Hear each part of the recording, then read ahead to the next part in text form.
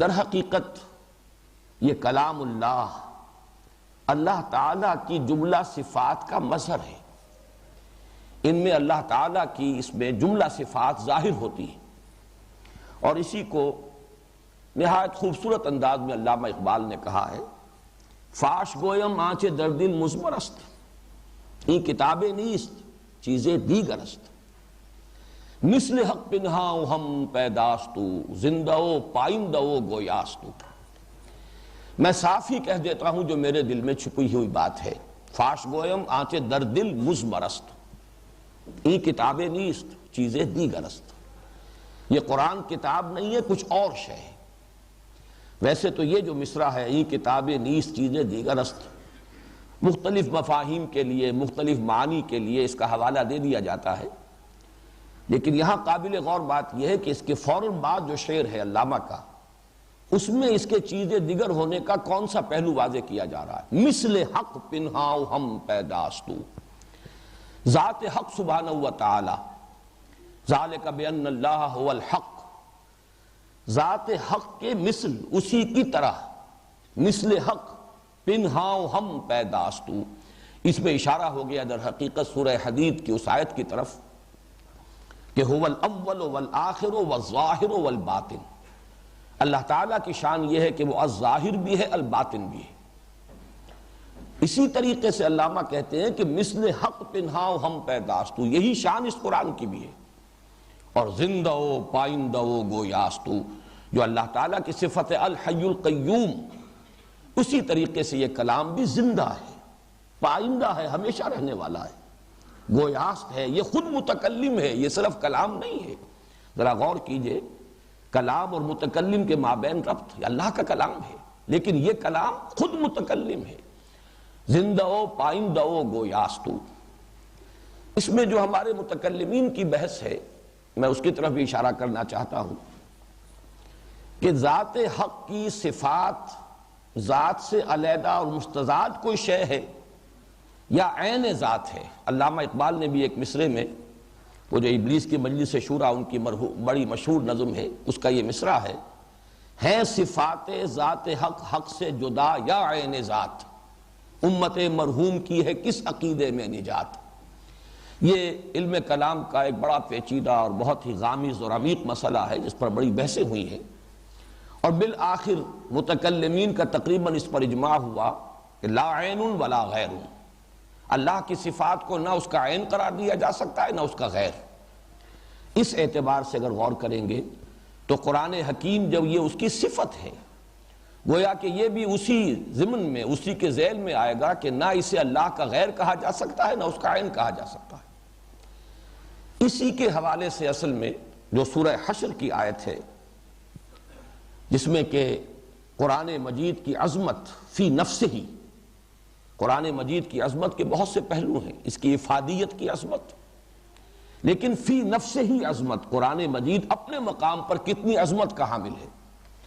اس کے ضمن میں اہم ترین آیت جو ہے وہ سورہ حشر کے آخری حصے میں نازل ہوئی ہے، وَلَوْ أَنزَلْنَا هَذَا الْقُرْآنَ عَلَى جَبَلٍ لَرَأَيْتَهُ خَاشِعًا مُتَصَدِّعًا مِنْ خَشْيَةِ اللَّهِ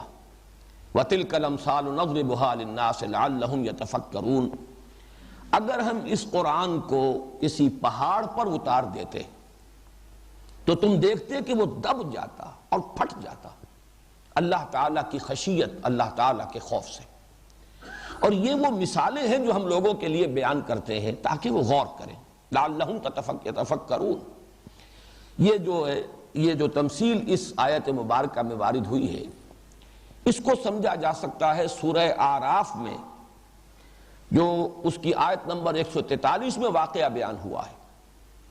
کہ حضرت موسیٰ علیہ السلام جب حاضر ہوئے ہیں اللہ تعالیٰ کے طلب کرنے پر کوہ طور پر،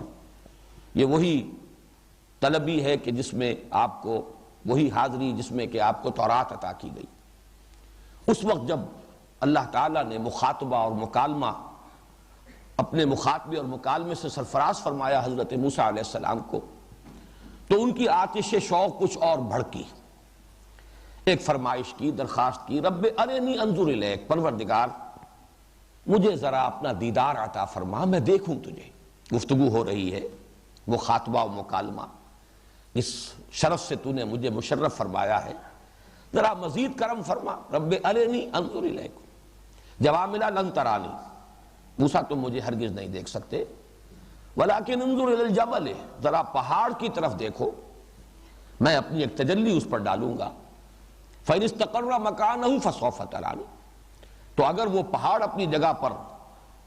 قائم رہ جائے، کھڑا رہ جائے، جھیل جائے ہماری تجلی کو، تو تم بھی سمجھنا کہ ہمیں دیکھ سکتے ہو، ہمارے دیدار کی تاب لا سکو گے۔ فَلَمَّا تَجَلَّى رَبُّهُ لِلْجَبَلِ جَعَلَهُ دَكًّا وَخَرَّ مُوسَىٰ صَاعِقًا، جب اللہ تعالیٰ نے اپنی تجلی ڈالی اس پہاڑ پر تو وہ دکن، اب یہ لفظ جو ہے دکن، دکا سورۃ الفجر میں بھی آیا ہے، اس کے دونوں ترجمے کیے جاتے ہیں، ریزہ ریزہ ہو جانا، ٹوٹ پھوٹ کر ٹکڑے ٹکڑے ہو جانا، اور ایک یہ ہے کہ کوٹ کوٹ کر کسی شے کو ہموار کر دینا، برابر کر دینا۔ اذا دکت الارض دکن دکا، وہی لفظ یہاں ہے۔ پہاڑ جو ہے اس کے بارے میں فرمایا جعلہ دکا، وہ یا تو ریزہ ریزہ ہو گیا یا دب گیا، ہموار ہو گیا، بیٹھ گیا زمین کے ساتھ۔ اور حضرت موسیٰ علیہ السلام نے اللہ تعالیٰ کی جو یہ تجلی دیکھی، اور یہ بالواسطہ ہے، یہ تجلی براہ راست حضرت موسیٰ علیہ السلام پر نہیں ہے بلکہ پہاڑ پر ہے، اور حضرت موسیٰ اس کا نظارہ کر رہے ہیں بالواسطہ، لیکن خود حضرت موسیٰ علیہ السلام کی کیفیت یہ ہوئی کہ خر موسیٰ صاعقا، حضرت موسیٰ علیہ السلام بے ہوش ہو کر گر گئے۔ یہاں نوٹ کیجئے، اصل میں وہی جو میں ذات اور صفات کی بحث کر رہا ہوں، اس کا ایک عقدہ یہاں حل ہو جاتا ہے کہ اللہ تعالیٰ نے اپنی ذات کی تجلی پہاڑ پر ڈالی، جس کے نتیجے میں وہ پہاڑ دب گیا یا پھٹ گیا، ریزہ ریزہ ہو گیا۔ یہی الفاظ آ رہے ہیں لو انزلنا هذا القرآن على جبل لرأيته خاشعا متصدعا من خشیۃ اللہ۔ معلوم ہوا کہ یہ کلام اللہ کی بھی وہی کیفیت ہے، اس کی بھی وہی تاثیر ہے۔ اس کو بھی ایک تمثیل کے پیرائے میں اگر اس کی اصل عظمت کو سمجھنا چاہو تو یوں سمجھ لو کہ جو کیفیت اور جو تاثیر تجلی ذات الہی کی ہے، وہی تجلی جو ہے صفات کی، اس لیے کہ قرآن کلام ہے اور اللہ کی صفت ہے، تو تجلی صفات اور تجلی ذات میں کوئی فرق نہیں۔ اقول قولی ھذا واستغفر اللہ لی ولکم ولسائر المسلمین والمسلمات۔